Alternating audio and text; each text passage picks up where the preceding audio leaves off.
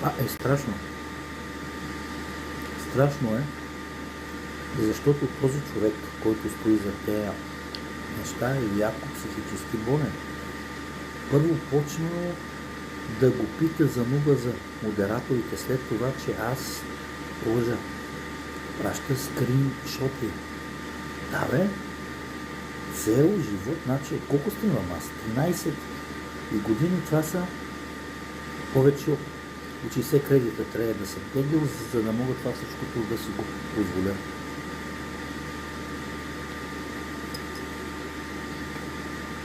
Него не му увира, че има наистина хора, които имат достъп до интернет и пишат на други хора. Убеждава ги, вика: Крис, виж го, това ми спами, брато, аз не знам какво да правя.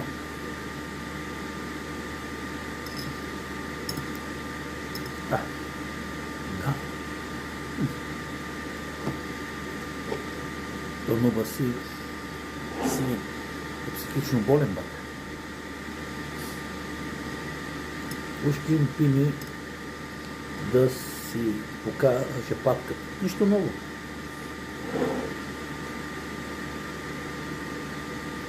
Днес не нямам. Днеска, като седна на компа, ще ви покажа какви неща е слагал и как го убеждава.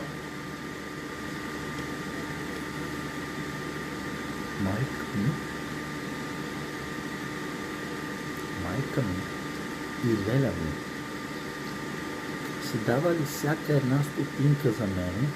Те стояли гладни, леля ми нямала семейство и всичко давала за мене. Майка ми всичко давала за мене, затова съм имал пари, защото съм единствено дете. Тоест му да. Те не си плащат сметките. Те не се хранат. Рони стои гладен. Те не взимат и таксита. Всичко давали за мен. И аз тук, и той ми вика: окей, добре, как те живеят, че дават всичко за тебе, ти да си купуваш скъпи неща, да правиш ремонти, да купуваш хладилници, печки, като мога да ви докажа, да отидем в Геомирев, да помоля майка да видите колко взима. Само ще скрия данните. Да видите, че майка бачка 5-6 дена в месеца, те й дават 400 евро. 800 лева. И тези 400 евро могат да ви ги докажа, че тя ги взима за 30-дневен срок. Там пише дата от до. И те не ми стигат за цигари. И човека го убеждава и той вика: бе, пич, ти век ли си? Не, вика. Вярвай ми.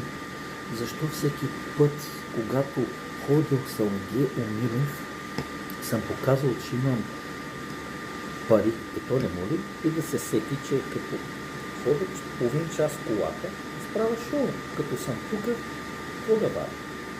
Значи вече, давай, ти разбираш, ти ще виж какви писания са.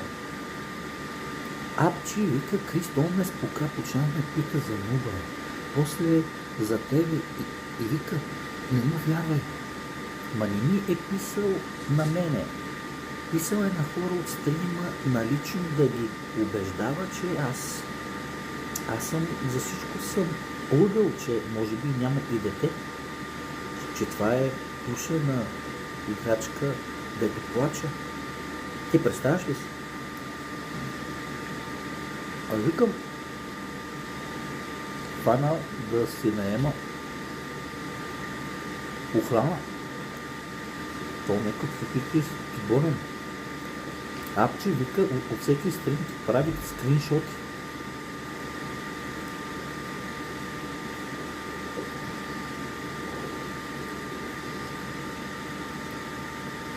Човека се пише Нубенико кофти ли вие?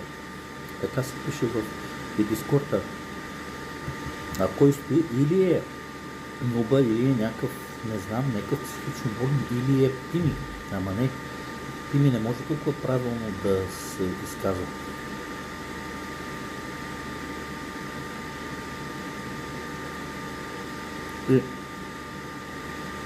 Остави това. Да кажем, че всичко е истина. Аз съм ви мамил. аз съм на 68 кредита. Защо този човек пише на някакви хора от Дискорда, за да ви убеждава, че аз не съм този човек? Какъв е смисъла на това нещо? Аз, Господи, дори да съм най-големия и мошенник, измамник, нищо да не съм казал истината. Виж, какви хора има. Да.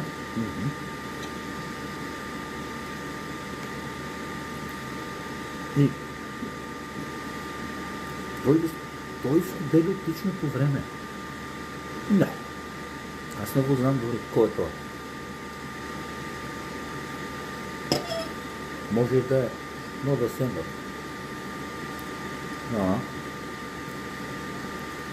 Аз ще ви покажа. Апче вика, аз играя някаква игра с приятелите, почва да ми пише, да ми праща снимки, доказателства. Вика, виждаш ли този оцет? Той вика на 16, на 60 кредита. Нека бе, бате, ме страшно е.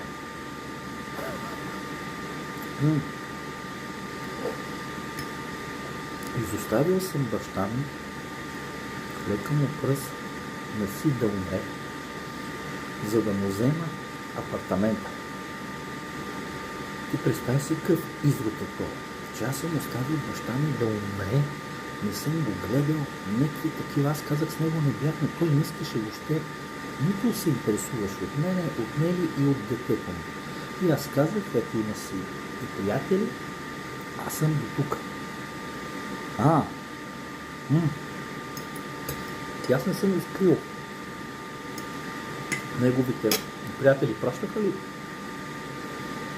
някакви жълти вестници? Те ги беше яд, че аз ще наследа не на баща ми неща, а на прабаща ми, т.е. на прадядо ми. Така.